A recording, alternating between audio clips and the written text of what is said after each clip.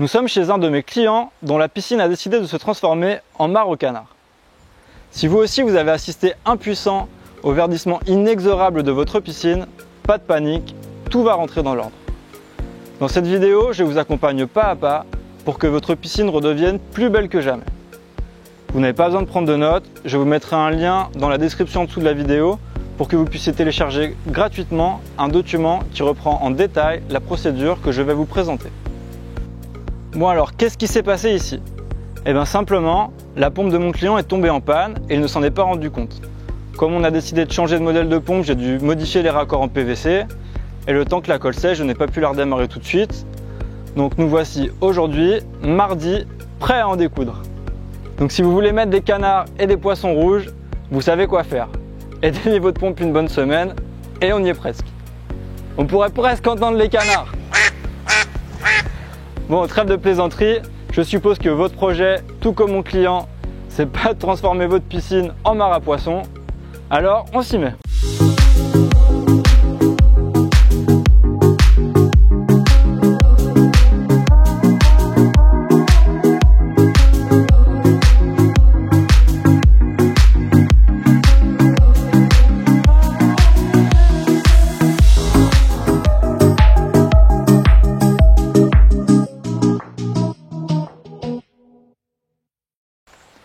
Donc quand on se retrouve face à une piscine bien verte comme celle-ci, la première chose à faire, c'est de remplir la piscine. Parce qu'on va faire plusieurs backwash, plusieurs lavages de filtres, et donc on va évacuer pas mal d'eau à l'égout. Et ce serait vraiment dommage de commencer à s'occuper de la piscine, de faire toutes les manipulations, et de devoir s'arrêter en cours de route parce qu'on n'a plus assez d'eau qui arrive dans la pompe et qu'elle se désamorce. Donc je vous invite à aller chercher votre tuyau d'eau, comme on va le faire dans un instant, et le mettre dans le skimmer ou sur la marche, ou alors dans votre bac tampon si vous avez une piscine à débordement, parce que si vous le mettez le tuyau au fond de la piscine, quand l'eau va couler, ça va remuer tout ce qu'il y a au fond et ça va juste empirer l'histoire. Donc on en profite pour vider les paniers de skimmer. C'est appétissant tout ça, hein. Et ensuite, moi je vais aller redémarrer la pompe. Donc si malgré le fait que votre piscine soit bien verte, l'eau est encore un petit peu transparente et que vous arrivez à distinguer le fond et que vous observez des agglomérations d'algues ou des défauts au fond de la piscine, l'idéal c'est de les aspirer tout de suite. Parce que comme ça, votre piscine va s'éclaircir plus rapidement et vous aurez sans doute besoin de mettre moins de produits chimiques. Donc mettez votre vanne multivoie en position égout, aspiration à l'égout, mettez votre balai délicatement dans la piscine et aspirez tout doucement sans faire de gestes brusques parce que les algues sont très volatiles et si vous y allez trop rapidement, vous allez juste remuer tout ce qu'il y a dans le fond, ça va se mélanger et votre piscine va être encore plus verte qu'avant, ce sera totalement inefficace. Et de la même manière, ne mettez surtout pas de robot mais utilisez bien le balai, parce que le robot, tout ce qu'il va faire, c'est brasser l'eau et ça va être absolument inutile. Donc dans cette opération, le but recherché, ce sera vraiment d'aspirer un maximum les agglomérations et ce qu'on voit au fond de la piscine. De toute façon, vous n'arriverez pas à récupérer votre piscine du premier coup. Donc allez-y, mais ne vous cassez quand même pas trop la tête pour que ce soit parfait, ça n'a aucun but. Et si comme dans notre cas, vous voyez absolument pas le fond, ou alors si vous voyez le fond et qu'apparemment il n'y a pas trop de dépôt, ne perdez non plus pas trop de temps à aspirer la piscine, ça ne sert à rien, on peut tout de suite passer à l'étape suivante. Donc dans notre cas, c'est la pompe qui est tombée en panne et je viens de remettre la filtration en route. Donc le sable du filtre à sable est relativement propre. Mais probablement que si votre piscine est devenue verte alors que votre filtration fonctionnait correctement, votre filtre à sable est totalement encrassé. Et vous pouvez d'ailleurs vérifier ça en observant le jet d'eau qui sort des bus de refoulement. S'il est très faible, c'est le signe que votre filtre à sable est encrassé. Donc un bon backwash, un bon lavage sera le bienvenu. Alors éteignez la pompe, passez la vanne multivoie en position lavage, backwash, et redémarrez la pompe. Étant donné que l'eau de votre piscine est verte, l'eau dans le témoin de turbidité ne deviendra pas transparente, mais devrait quand même bien s'éclaircir. Quand c'est le cas, à nouveau éteignez la pompe, passez en position rinçage et attendez que l'eau dans le témoin de turbidité s'éclaircisse à nouveau. On éteint une dernière fois la pompe et on remet la vanne multivoie en position filtration. On redémarre la pompe et on la met en marche forcée 24 heures sur 24. Votre piscine devrait déjà respirer beaucoup mieux. Observez le jet d'eau devant votre bus de refoulement, vous devriez voir la différence. Maintenant, nous allons nous intéresser à la chimie de l'eau. Si vous ne connaissez pas les différentes méthodes de test de la chimie de l'eau, j'ai réalisé une vidéo à ce sujet et je vous mettrai le lien dans la description. Pour l'instant, ce qui va nous intéresser, c'est le taux de stabilisant, le pH et l'alcalinité. Dans notre cas, le taux de stabilisant est assez haut, il est à 100.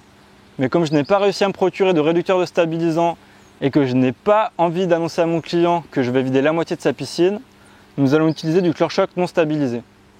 Mais dans tous les cas, si votre taux de stabilisant est supérieur à 100, il est impératif soit que vous le réduisiez en mettant un réducteur de stabilisant, soit que vous le réduisiez en changeant une grande partie de l'eau de votre piscine.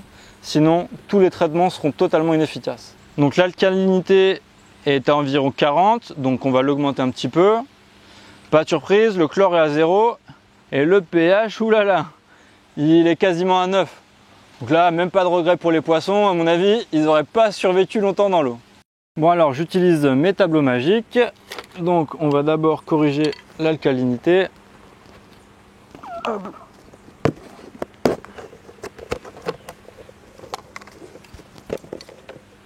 Un peu d'eau dans mon seau.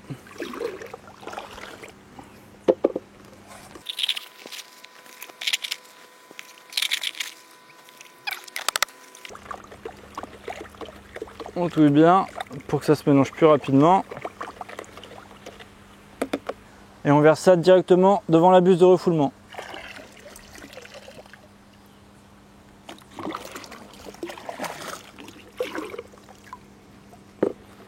Ok.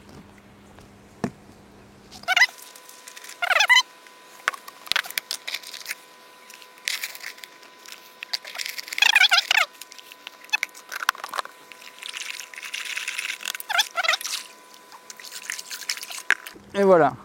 Donc le pH et l'alcalinité, ça va être bon. Donc maintenant que nous avons rétabli la chimie de l'eau, nous allons procéder au traitement choc.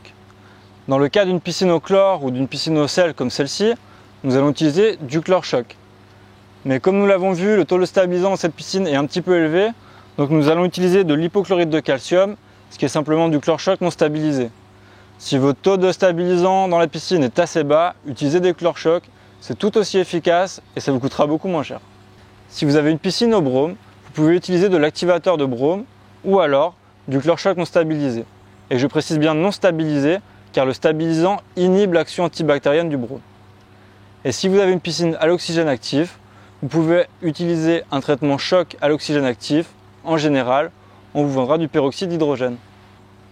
Donc sur mon flacon, on me dit de mettre 150 grammes pour 10 mètres cubes. Ma piscine, elle fait 20 mètres cubes, donc on va mettre 300 grammes. Ça va, les maths, c'est pas trop dur.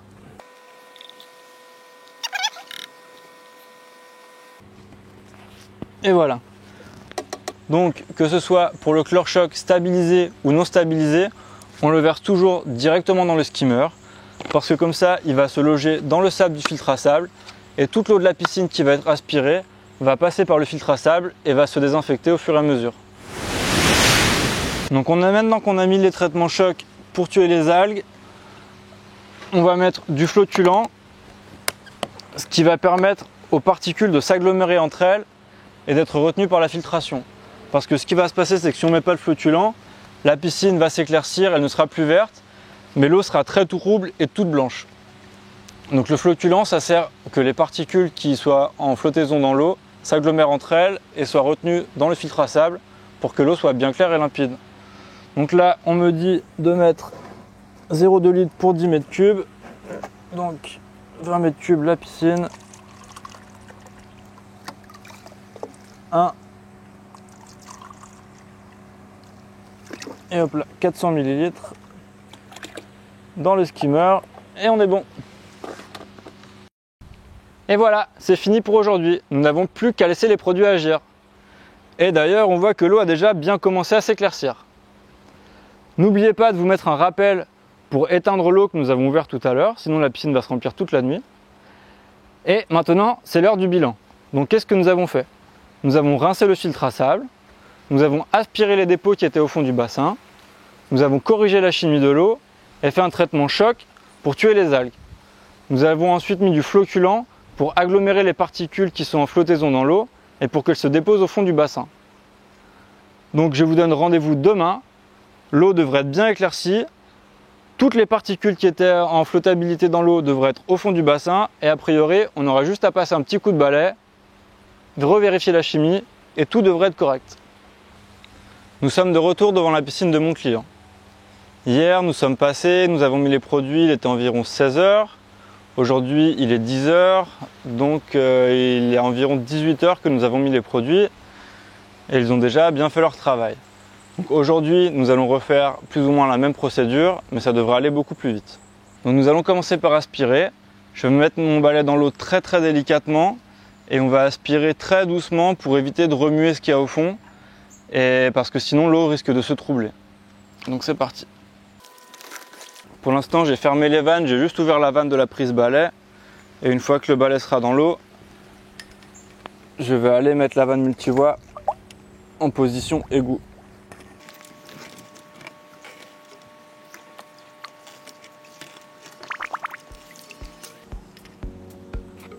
Ok.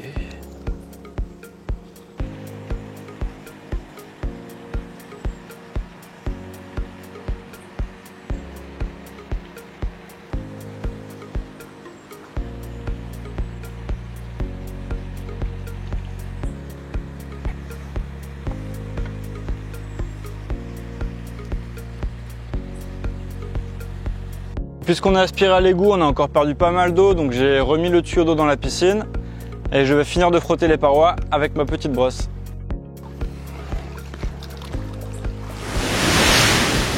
Comme on a aspiré beaucoup de feuilles, on va fermer toutes les vannes et on va pouvoir laver le panier du pré-filtre de la pompe.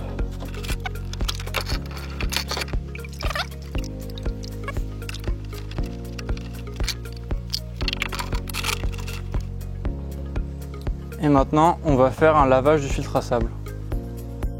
Donc j'ai réouvert les vannes et maintenant, c'est parti.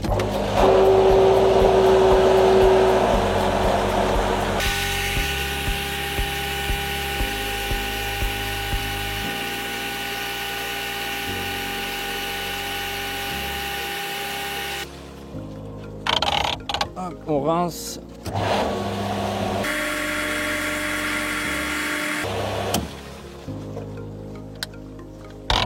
Et voilà. On va mesurer la chimie de l'eau.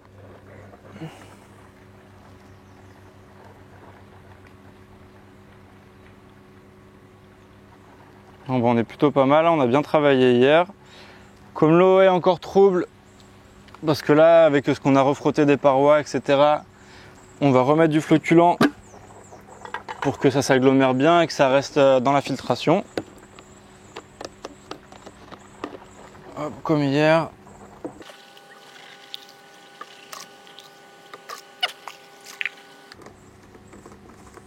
Et voilà. Donc là, en 16 h, la piscine est redevenue très bleue. Elle est encore un petit peu trouble, mais avec le flocculant qu'on a mis, elle sera totalement claire demain. Donc je vais essayer de revenir demain pour vous montrer à quoi ça ressemble une fois qu'elle est propre. Si votre piscine est déjà propre et limpide, vous pouvez arrêter la marche forcée de la pompe et remettre la programmation habituelle. Sinon, laissez-la en marche forcée pendant encore quelques jours et revenez bien régulièrement faire des backwash. Une fois par jour, c'est bien, jusqu'à ce que la piscine soit redevenue totalement propre. Nous voilà de retour chez mon client, un peu moins de 48 heures après mon premier passage. Et comme vous pouvez le constater, l'eau est totalement limpide. Donc le résultat est vraiment époustouflant. Mon client pensait qu'il faudrait absolument vider la piscine. Et en moins de 48 heures, on est revenu à un résultat vraiment super. Donc là, je vais vérifier le taux de chlore et le taux de pH une dernière fois. Je vais reprocéder à un backwash pour que le filtre soit vraiment propre. Et là, la piscine va redevenir totalement autonome comme avant. C'est fini pour aujourd'hui. J'espère que cette vidéo a été utile et que votre piscine va s'éclaircir très rapidement afin que vous puissiez en profiter à nouveau. N'hésitez pas à me laisser un pouce bleu, ça fait toujours plaisir. Vous pouvez également me laisser un commentaire, je prends le temps d'y répondre. Si votre piscine est devenue verte, je vous invite à consulter la vidéo juste ici qui vous donne des conseils pour garder une eau limpide toute l'année et sans effort. Vous pouvez également vous abonner à ma chaîne pour consulter toutes mes autres vidéos et être informé dès que j'en publierai une nouvelle. Et en dessous, juste là, vous pouvez cliquer sur le lien pour télécharger gratuitement le document qui récapitule toute la procédure qu'on a vue dans cette vidéo pour éclaircir votre piscine qui est verte. Je vous dis à bientôt et bonne baignade!